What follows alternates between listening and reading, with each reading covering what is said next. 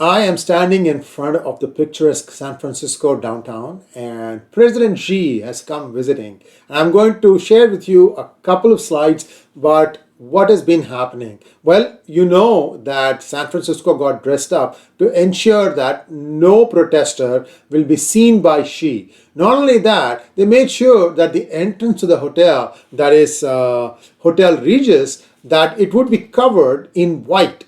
You can see that the entrance to Hotel Regis resembles something like a morning hall, and initially it was all white, and then they said, okay, well, let's try to change it, and they put some blue cloth on it. It looks even more like a morning hall. As you can see on the right hand side, this was Keqiang. Well, one question that people keep asking is, was Keqiang killed or did he die of natural causes? Well, this might help explain some things about those who think that this might have been an attempt by President Xi to get rid of perhaps his one perceived rival. See, on March 11, 2022, see how he is voting, and this is during the closing session of the CCP's National People's Congress. With this, he's voting with his left hand and he's using this finger. On the lower screen, you can see on May 29, 2020, when Hong Kong's national security law was passed, he used his middle finger. Was he trying to convey his dissent to Xi Jinping there? Is this what caused the death? Well, a lot of theories, many people are saying that, even at the funeral, daughter of Keqiang stood several rows behind so she wouldn't have to make eye contact with Xi Jinping. Even his wife, Keqiang's wife, did not look Xi Jinping in the eye when she shook hands, and so did Xi Jinping also looked away. What exactly is the guilt here, dude? What did you do? Anyway, this is just for the conspiracy theorists. But many are saying that this trip of Xi Jinping is happening when the CCP stock is at a very low level, including in revelations that China had a hand in this Hamas attack over Israel. So Israel's not going to forget, and China has been trying to bravely walk itself away from there, but I'm not sure they are succeeding. So I want to kind of give you a quick 1-minute recap of the resolutions that were read out by President Biden and President Xi, and look at the body language of Antony Blinken as he anxiously watches Joe Biden give the speech. Here we go. Well, Mr. President, it's good to see you again. We've spent many hours together over the last 10 or 12 years, and to host you in the United States is a great honor and a pleasure, particularly as it relates to our summit today. We also have a responsibility to our people and the work in the world to work together when we see it in our interest to do so. Back on each other is not an option. It is unrealistic for one side to remodel the other, and conflict and confrontation has unbearable consequences for both sides. I'm still of the view that major country competition is not the prevailing trend of current times and cannot solve the problems facing China and the United States or the world at large. Planet Earth is big enough for the two countries to succeed, and one country's success is an opportunity for the other.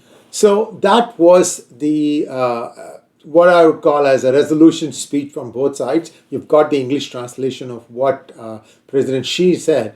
Again, all over the place, I don't see any determination. Climate change, don't want to pick a war with US. Well, you did everything, all the mischief, and then you come saying that we don't want war with the United States. Well, how does that equation work really? I don't know. I'm hoping that President Biden has started to I'm hoping that President Biden put some strict restrictions on China, that if they want to come back to doing normal business with US, then they need to do a lot of things, including stop sending the raw materials to making fentanyl to Mexico, among other countries. I don't know what other country also has it. Not only that, a lot of other things, serious stuff that these people have done, including perhaps something to do with viruses and stuff like that. So this is where things stand. There are still a few more days of meetings, and we will keep you posted on what is happening. The second thing that we want to show you is how a media company called Accuracy in Media has been keeping track. Remember, on October 7th or 8th, several student organizations of Harvard came in support of Hamas, and a lot of uproar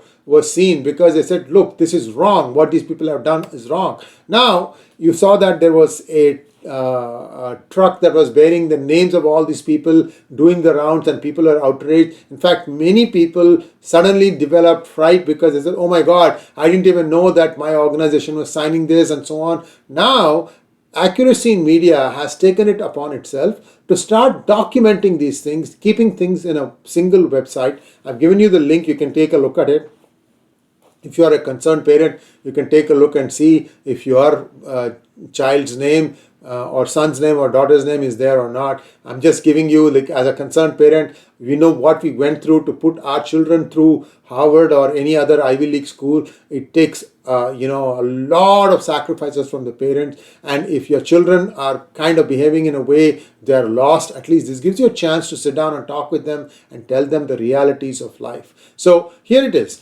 This particular website asks you also to sign a letter. I mean, you feel free to go through that, but I'm just going to quickly show you all the different organizations and names that have been registered or listed in this thing. This is just for Harvard. African American Resistance Organizations, a bunch of names. Harvard Undergraduate Palestine Solidarity Committee, a bunch of names. Then you have Harvard Law School Justice for Palestine, Harvard's Arab Medical and Dental Student Association, Harvard Law School Justice for Palestine, Harvard Kennedy School Palestine Caucus, Society of Arab Students, Palestine Solidarity Committee, and so on and so forth. So this is where things stand. And now I'm going to play the same person, that his name is Adam Gillette, and he goes to Columbia. And now Columbian University kids are also scared that their name will start appearing. Look what happens. How are you doing today? I'm f***ing awful because you're here. This is defamation. This is libel. And you are responsible for all of this waste of money, energy, resources, and my education. Being brown does not equal being anti-Semitic. Being against Israel does not equal being anti-Semitic. Did we ever say that? Well, half these people are just brown. Does that mean they're anti-Semitic? I didn't pick the ethnicity of the signers. You need to get the hell out of here, because this is evil. It's evil. It's evil. See here? Yeah, it is. And guess what? I gotta cover it up. Just like I did the day before this and the day before that. What color does the skin have to be of someone that I can call an anti-Semite? Can I call white people anti-Semitic, but not brown people? You can, if they did something. Who's responsible for the terrorist acts that occurred in Israel? Who's responsible? That's what I'm talking about. I'm asking, who's responsible? I'm talking about you being on campus when you shouldn't be. Is Hamas responsible, or is Israel responsible? Here to talk about. Fun fact, I told you already.